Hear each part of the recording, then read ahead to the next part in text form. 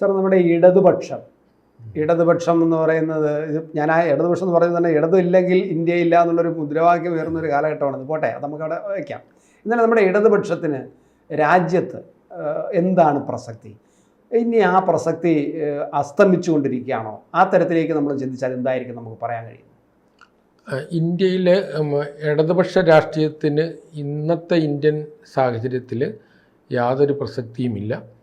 അതോടൊപ്പം തന്നെ കേരളത്തിൻ്റെ രാഷ്ട്രീയ സാഹചര്യത്തിലും ഇടതുപക്ഷത്തിൻ്റെ പ്രസക്തി മങ്ങിക്കൊണ്ടിരിക്കുകയാണ്. അതായത് അത് പുറത്തേക്കുള്ള വഴിയിലാണ്. അതിൻ്റെ പുറത്തേക്കുള്ള വഴി എന്ന് പറയുമ്പോൾ തന്നെ സമയം ദൈർഘ്യം ചിലപ്പം നമുക്ക് പറയാൻ പറ്റില്ലായിരിക്കും, പക്ഷേ പുറത്തേക്കാണ്. കാരണം ഇത് ഇങ്ങനെ ഒലിച്ച് പോയിക്കൊണ്ടിരിക്കുകയാണ്. അതെ, കാരണം അതിൻ്റെ ഒരു ലെഗസിയുണ്ട്. കാരണം ഇന്ത്യയിലെ ഇടതുപക്ഷത്തിൻ്റെ ശക്തി കേന്ദ്രം എന്ന് പറയുന്നത് കേരളത്തെക്കാൾ ഉപരി ബംഗാളും പിന്നീട് ത്രിപുര. അപ്പോൾ ഈ 3 സംസ്ഥാനങ്ങളാണ്. വിശേഷം ബംഗാൾ പോലുള്ളൊരു വലിയ സംസ്ഥാനം, 42 MP സംഭാവന ചെയ്യുന്ന ഒരു സംസ്ഥാനത്തിൽ ഏതാണ്ട് 34 വർഷം തുടർച്ചയായിട്ടുള്ള അൺക്വസ്റ്റ്യനബിൾ ആയിട്ടുള്ള ഒരു അധികാരമുണ്ടായിരുന്നു. പിന്നീട് അത് ത്രിപുരയിലേക്ക് എക്സ്റ്റെൻഡ് ചെയ്തു.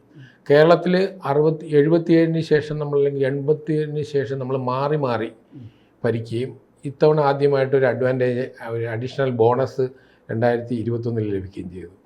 അപ്പോൾ നമ്മളെല്ലാവരുടെയും ധാരണ ഇടതുപക്ഷം കേരളത്തിൽ വളർന്നതുകൊണ്ടാണോ, ഇടതുപക്ഷത്തിന് സ്വീകാര്യത വന്നതുകൊണ്ടാണോ? അപ്പോൾ ഇതാണ് നമ്മൾ അന്വേഷിക്കേണ്ടത്.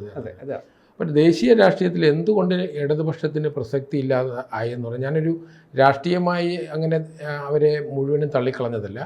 പ്രായോഗിക രാഷ്ട്രീയത്തിൽ ഇടതുപക്ഷത്തിന് പ്രസക്തി ഇല്ലാതെ വന്നതിൻ്റെ 2 കാരണങ്ങൾ. ഒന്ന്, ദേശീയ രാഷ്ട്രീയത്തിലെ BJP 2014 ശേഷം ഉണ്ടായ പുതിയ ഒരു രാഷ്ട്രീയ ക്രമത്തിൽ ഒരു ശക്തമായ സാന്നിധ്യത്തിൽ, അപ്പം 84 ശേഷം നടന്ന തിരഞ്ഞെടുപ്പിൽ ആദ്യമായിട്ടൊരു രാഷ്ട്രീയ പാർട്ടിക്ക് ഒറ്റയ്ക്ക് ഭൂരിപക്ഷം ലഭിക്കുന്നു. ആ മുന്നണിക്ക് മോശമില്ലാത്ത പിന്തുണ. 19 അത് ആവർത്തിക്കുന്നു. 24 ഏതാണ്ട് ആവർത്തിക്കുന്നു. ആ മുന്നണിക്ക് സംബന്ധിച്ചിടത്തോളം BJPക്ക് അല്പം സീറ്റ് കുറഞ്ഞു വന്നേ ഉള്ളൂ. പക്ഷേ ഇത് അപ്പോൾ ഇന്ത്യൻ രാഷ്ട്രീയത്തിൻ്റെ പ്രധാന ശക്തിയായിട്ടുള്ള ഒരു ധ്രുവത്തിൽ ഹിന്ദുത്വ രാഷ്ട്രീയം അല്ലെങ്കിൽ BJP രാഷ്ട്രീയം അല്ലെങ്കിൽ BJPയുടെ NDA രാഷ്ട്രീയം നിൽക്കുന്നു. അതിന് ബദലായിട്ട് നമ്മൾ കാണുന്ന കഴിഞ്ഞ 3 തെരഞ്ഞെടുപ്പുകളിലെ BJPയുടെ തുടർച്ചയായ വിജയം കൊണ്ട് തന്നെ മറ്റെല്ലാ BJP ഫോഴ്സസും ഒരു ഭാഗത്തേക്ക് കേന്ദ്രീകരിക്കേണ്ടി വന്നു. അപ്പോൾ നേരത്തെ ഇന്ത്യൻ നാഷണൽ കോൺഗ്രസ് ഡോമിനേറ്റ് ചെയ്യുന്ന 1 പാർട്ടി പൊളിറ്റിക്കൽ സിസ്റ്റം ഇന്ത്യയിൽ ഉണ്ടായിരുന്ന ഒരു കാലഘട്ടത്തിൽ ഒരു ഭാഗത്ത് ജനസംഘവും പിന്നീട് ജനതാ പാർട്ടിയും പിന്നീട് ഭാരതീയ ജനതാ പാർട്ടിയും അല്ലെങ്കിൽ സോഷ്യലിസ്റ്റ് പാർട്ടികൾ, അപ്പോൾ അപ്പോൾ ഒരു മൾട്ടി പാർട്ടി സിസ്റ്റം. ഇന്ത്യ എന്ന് പറയുന്നത് മൾട്ടി പാർട്ടി സിസ്റ്റമാണ്. ഇന്നും മൾട്ടി പാർട്ടി സിസ്റ്റമാണ്. പക്ഷേ നമ്മുടെ ദേശീയ രാഷ്ട്രീയത്തിലേക്ക് വരുമ്പോൾ ഈ മൾട്ടി പാർട്ടി സിസ്റ്റത്തിന് ധ്രുവീകരിക്കേണ്ടി വന്നത് BJPയുടെ അപ്രമാദിത്വം കൊണ്ടാണ്. അതായത് 3 തെരഞ്ഞെടുപ്പുകളിലേക്ക് 2 തെരഞ്ഞെടുപ്പുകളിൽ തുടർച്ചയായിട്ട് BJP വിജയിച്ചപ്പോഴത്തേക്കും മറ്റെല്ലാ പാർട്ടികളും ഒന്നുകിൽ ഈ BJP പക്ഷത്ത് ചേരുക അല്ലെങ്കിൽ BJP ബദൽ പക്ഷത്തേക്ക് ചേരുക. അങ്ങനെ വന്നപ്പോഴത്തേക്ക് ഇടതുപക്ഷത്തിൻ്റെ സ്പേസ് പോയി. അത് ഒരു ഭാഗം. ഇതൊന്ന്. രണ്ടാമത് പ്രധാന നമ്മുടെ വിലയിരുത്തലാണ് കണ്ടെത്തൽ ഈ തരത്തിൽ വന്നപ്പോഴാണ് സ്പേസ് പോയി, നിങ്ങൾക്ക് നിൽക്കാൻ സ്ഥലമില്ല. രണ്ടാമത് ഇടതുപക്ഷത്തിൻ്റെ ആസ്ഥാനം, അവരെ കുടുംബം എന്ന് പറയും, നമ്മൾ കുടുംബം കുളം തോണ്ടി എന്ന് പറയുന്നത് പോലെയാണ്. അപ്പം കുടുംബത്തിൻ്റെ ആസ്ഥാനം വെസ്റ്റ് ബംഗാൾ. ബംഗാളിലെ ജനങ്ങൾ 34 വർഷത്തെ തുടർ ഭരണം, ഒരു സ്വാതന്ത്ര്യം ലഭിക്കുമ്പോൾ ഏറ്റവും സമ്പന്നമായ, എഡ്യൂക്കേഷനിൽ മുന്നിൽ മാത്രമല്ല വ്യവസായത്തിന് മുന്നിലാണ്, ഏറ്റവും മുന്നിൽ നിന്നൊരു സാംസ്കാരിക മാത്രമല്ല സാമ്പത്തിക തലസ്ഥാനമാണ്. അന്ന് ബോംബെക്കാളും കൽക്കട്ടയാണ് ഏറ്റവും വലിയ തുറമുഖവുമായിരുന്നു. പക്ഷേ ആ സ്ഥലം, ആ പ്രദേശം ഇന്ത്യയിലെ ഏറ്റവും ദരിദ്ര സംസ്ഥാനമായി മാറി. ജനങ്ങൾ സ്വയം ഈ പാർട്ടിയെ എടുത്തു കളഞ്ഞു. അപ്പം അവരുടെ ഉറവിടം തന്നെ അവർക്ക് നഷ്ടമായി, അടിസ്ഥാനം അവർക്ക് നഷ്ടമായി. കേരളത്തിൽ ഇടതുപക്ഷം സർവൈവ് ചെയ്യുന്നത് ചില തന്ത്രങ്ങളിലൂടെയും മുന്നണി സംവിധാനത്തിലൂടെയാണ്. അപ്പം ബംഗാളിൽ സർവൈവ് ചെയ്ത് മുന്നണിയിലൂടെയല്ല, സ്വന്തം ശക്തിയിലാണ്. കേരളത്തിൽ ഇന്നും ഇടതുപക്ഷം നിൽക്കുന്നത് സ്വന്തം ശക്തിയേക്കാൾ ഉപരി മറ്റു പല ശക്തികളെയും കൂടെ നിർത്തി ആ ഒരു അലയൻസ് സിസ്റ്റം വർക്കൗട്ട് ചെയ്യുന്നതോടാണ്. ബംഗാളിൽ അങ്ങനെ. അപ്പം സ്വന്തം ഉറവിടം, ഞാൻ പറഞ്ഞത്, അവരുടെ ശക്തി കേന്ദ്രം നഷ്ടപ്പെട്ടു. അപ്പം ദേശീയ രാഷ്ട്രീയത്തിലെ പ്രസക്തി മാത്രമല്ല, അവർക്ക് ഇപ്പം DMK, ഫോർ എക്സാമ്പിൾ DMKക്ക് തമിഴ്നാട്ടിലൊരു പൊസിഷനുണ്ട്. ഇനി BJP അംഗീകരിച്ചാലും കോൺഗ്രസ് അംഗീകരിച്ചാലും ഇല്ലെങ്കിലും DMK അവിടെ സ്ട്രോങ് ആണ്, അല്ലെങ്കിൽ അതുപോലെയുള്ള ചില പ്രാദേശിക പാർട്ടികൾ സ്ട്രോങ് ആണ്. പക്ഷേ ഇവിടെ അങ്ങനെയല്ല. CPM-ൻ്റെ കോട്ട അവർക്ക് നഷ്ടപ്പെട്ടു. കേരളത്തിലെ സ്റ്റേബിൾ കോട്ടയല്ല. ഞാൻ നേരത്തെ സൂചിപ്പിച്ചതല്ല, കേരളത്തിൽ ഇത് പാർട്ടി നിൽക്കുന്നത് മുന്നണി രാഷ്ട്രീയത്തിൽ ഒരു 35-40% വോട്ടുകളെ കേന്ദ്രീകരിച്ച് കൊണ്ടുള്ള ഒരു ഭരണ വ്യവസ്ഥയാണ് കേരളത്തിൽ കൊണ്ടുപോകുന്നത്. അതുകൊണ്ട് തന്നെ ഇതൊരു ഗ്യാരണ്ടി അല്ല. ഇത് അലയൻസിൻ്റെ ശക്തി അനുസരിച്ചിരിക്കും. ഇത് അങ്ങോട്ടും ഇങ്ങോട്ടും വലിക്കുന്നതനുസരിച്ചിരിക്കും മാറ്റങ്ങളുണ്ടാവും. മറ്റൊന്ന്, ശക്തമായ ന്യൂനപക്ഷം അവർ ഡിസൈഡ് ചെയ്യും. കേരളത്തിൽ ഏതാണ്ട് 48% വരുന്ന 46-48% വരുന്ന ന്യൂനപക്ഷമായിരിക്കും ഇതിൻ്റെ വിധി നിർണ്ണയിക്കാൻ പോകണം. അപ്പോൾ ഇടതുപക്ഷത്തിന് ഇന്ത്യൻ രാഷ്ട്രീയത്തിൽ പരിപൂർണമായും പ്രസക്തി നഷ്ടപ്പെട്ടത് ഈ ഇന്ത്യ അലയൻസും കൂടെ രൂപീകരിച്ചല്ലോ.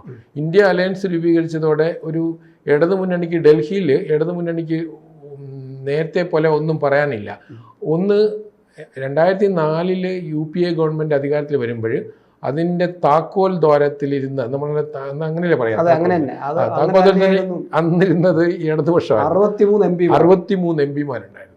അന്ന് കേരളത്തിൽ നിന്നും 18 പേര് അവർക്കുണ്ടായിരുന്നു ആ തെരഞ്ഞെടുപ്പിൽ. പക്ഷേ ഇന്ന് അവർക്ക് വരുമ്പോഴത്തേക്ക് യഥാർത്ഥത്തിൽ CPM-ന് ഒരു സീറ്റും 3 ബോണസ് സീറ്റുകളാണുള്ളത്. അതായത് DMK-യുടെ സഹായത്താൽ 2, കോൺഗ്രസ് വെച്ച് സീറ്റ് കൊണ്ട് 4 സീറ്റാണുള്ളത്. CPI-യുടെ 2 സീറ്റ് കൊണ്ട് 6 പേരടങ്ങുന്ന 543 അംഗ പാർലമെൻറ്റിലെ 6 അംഗങ്ങൾ അടങ്ങുന്ന ഒരു ഇതാണ് ഇടതുപക്ഷം. പക്ഷെ ആ 6 അംഗങ്ങളിൽ നമുക്ക് ഇവിടെ നിന്നുള്ള ഒരേ ഒരു അംഗം മാത്രമാണ് ഇടതുപക്ഷം എന്ന് വേണമെങ്കിൽ സാങ്കേതികമായിട്ട് പറയാം. കാരണം രാജസ്ഥാനിൽ കോൺഗ്രസിൻ്റെ വോട്ടുണ്ട്, ഇവിടെ തമിഴ്നാട്ടിൽ മുസ്ലിം ലീഗ്, കോൺഗ്രസ് ഉൾപ്പെടെ DMK-യും വോട്ടുണ്ട്. രണ്ടിടത്തും അവർക്ക് അതൊരു ഇടതുപക്ഷ MP ആണെന്ന് അവർക്ക് എങ്ങനെ പറയാൻ പറ്റും? അതെ, മാത്രമല്ല രണ്ടിടത്തും അവരെ പോസ്റ്റർ ഉണ്ടല്ലോ, രാഹുൽ ഗാന്ധിയുടെ ഫോട്ടോ വെച്ചിട്ടുള്ള പോസ്റ്ററിൽ നിന്നാണ് ഈ 3 സീറ്റുകൾ വിജയിച്ചത്. CPM-ന് പിന്നെ യെച്ചൂരിയുടെ പടം വെച്ചില്ല.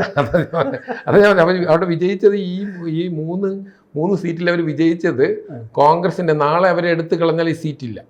അപ്പം കേരളം മാത്രം. അപ്പം കേരളത്തിലും അവർക്ക് എത്ര നാൾ മുന്നോട്ട് കൊണ്ടുപോകാൻ കഴിയും. അപ്പം അതിലേക്ക് നമ്മൾ വരണം. കേരളത്തിലും ദേശീയ തലത്തിനെ പോലെ തന്നെ ആ ദേശീയ തലത്തിൽ ഇടതുപക്ഷത്തിന് അപ്രസക്തമായതുപോലെ, അതായത് ഇനി ഇടതുപക്ഷം കുറച്ചെങ്കിലും ശക്തമായാൽ പോലും ഈ തെരഞ്ഞെടുപ്പിൽ അവർക്ക് 1 ഡസൻ സീറ്റ് കിട്ടിയിരുന്നെങ്കിലും അവർ ഇന്ത്യ അലയൻസിൻ്റെ ഭാഗമായിട്ട് അവർക്ക് നിലനിൽക്കാൻ കഴിയുമായിരുന്നു. അപ്പോൾ അതുകൊണ്ട് ഒരു പ്രത്യേക എൻറ്റിറ്റി ഇല്ല.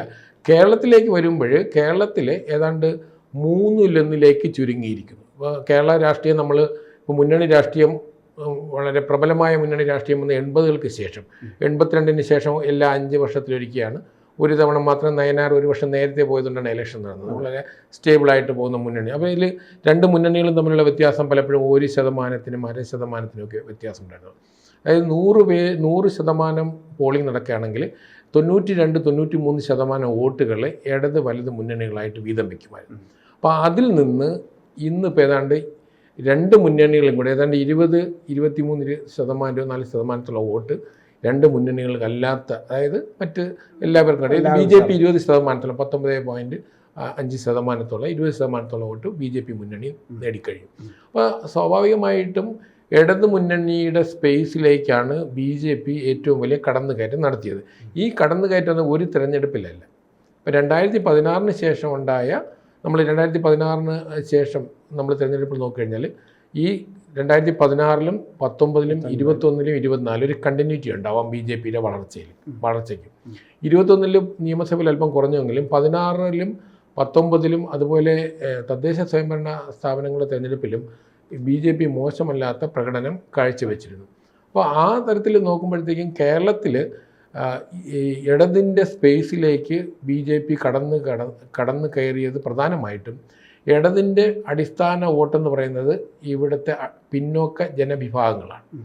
സോളിഡ് വോട്ടെന്ന് പറയുന്നത്. ഇപ്പം മറ്റെല്ലാ സമുദായത്തിലെ വോട്ട് അവർക്കുണ്ടെങ്കിലും സോളിഡ് വോട്ടെന്ന് പറയുന്നത് ഈ EMS-ൻ്റെ ഭാഷയിൽ പറഞ്ഞാൽ ഈഴവരാതി പിന്നോക്ക വിഭാഗങ്ങൾ. അപ്പോൾ ഈ ഈഴവരാതി പിന്നോക്ക വിഭാഗങ്ങളാണ് ഈ വലിയ ചോർച്ച ഉണ്ടായിരിക്കുന്നത്.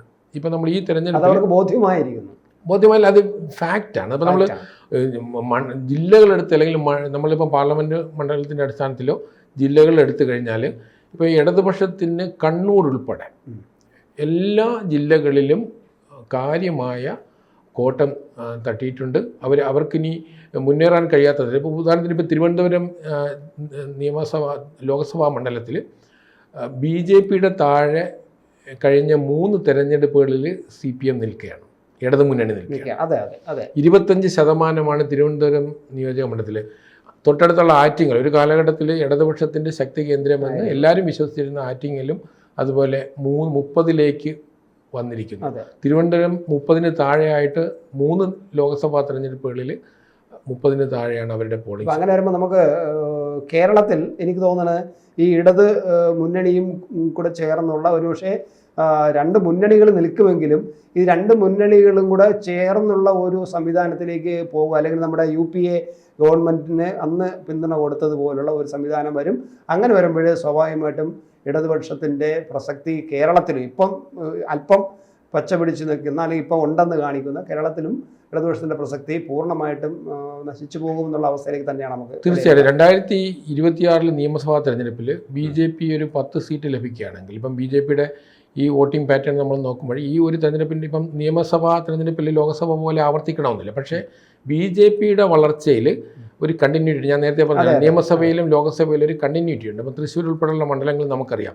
അപ്പോൾ 10 സീറ്റ് കൂടുതൽ വരികയാണെങ്കിൽ 10 സീറ്റിനടുത്ത് BJP പിടിക്കുകയാണെങ്കിൽ 2 മുന്നണികൾക്കും ഭൂരിപക്ഷം ലഭിക്കാൻ സാഹചര്യം വരും.